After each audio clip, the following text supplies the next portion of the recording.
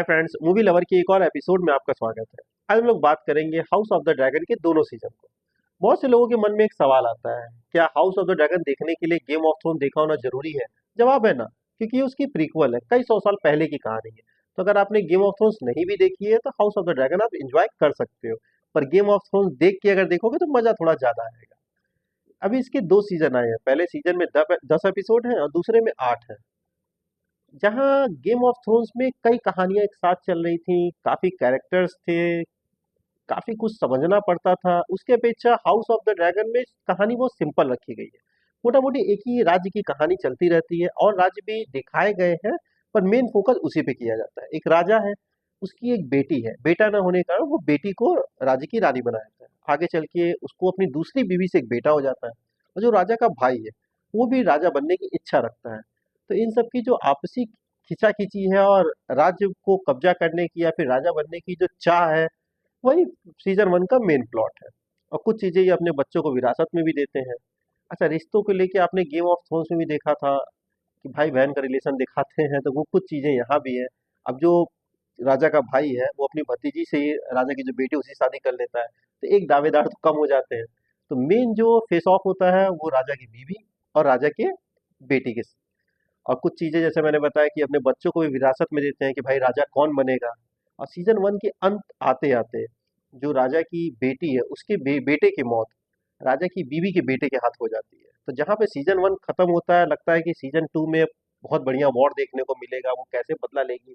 पर यार सीजन 2 काफी स्लो है, और जो गुस्सा दिखाना चाहिए था, जो बदले की भावना दिखानी चाहिए थी, वो कहीं ना कहीं जो राजा की बेटी है उसके फेस से मिसिंग थी।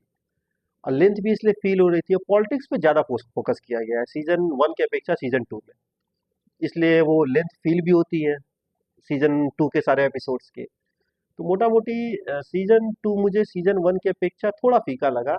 बाकी कह सकते हैं कि सीजन 3 के लिए ये पूरी कहानी को बिल्डअप कर रहे थे। सीजन 2 में इंटरेस्ट तब आता है एकदम लास्ट में।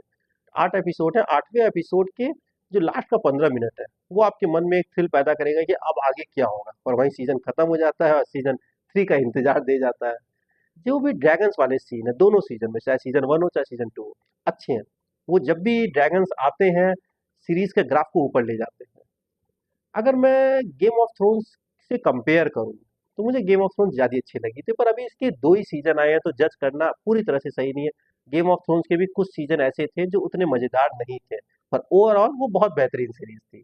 तो अभी इसके और भी सीजन्स आएंगे हाउस ऑफ द ड्रैगन के, तो फिर इसको जज करेंगे, कंपेयर करेंगे। विजुअली तो ये अच्छी है गेम ऑफ थ्रोन्स से। बाकी फैमिली के साथ देखना है कि नहीं देखना है, ये आप, अगर आपने गेम ऑफ थ्रोन्स देखी है तो आप जानते हैं कि इसमें भी वैसे ही वायलेंस सीन आते रहते हैं और न्यूड सीन आते रहते हैं पर सीजन में 1-2 एपिसोड के बाद। तो कुछ चीज़ें आप फैमिली के साथ हो सकता है देखते वक्त ऑकवर्ड फील करें। तो सीरीज अच्छी है, एक बार एंजॉय कर सकते हैं। अच्छा, पहले ये सिर्फ इंग्लिश डब में ही आई थी, जैसे गेम ऑफ थ्रोन्स भी पहले सिर्फ इंग्लिश में ही आई थी, पर अब गेम ऑफ थ्रोन्स भी हिंदी में अवेलेबल है, सारे सीजन सारे एपिसोड्स। और हाउस ऑफ द ड्रैगन के भी सारे सीजन के 2 ही सीजन आए हैं, दोनों सीजन के सारे एपिसोड हिंदी डब में अवेलेबल है। तो अगर अभी तक आपने नहीं देखी है तो एक बार इस सीरीज को एंजॉय कर लीजिए और सीजन 3 का इंतजार करिए मेरी तरह।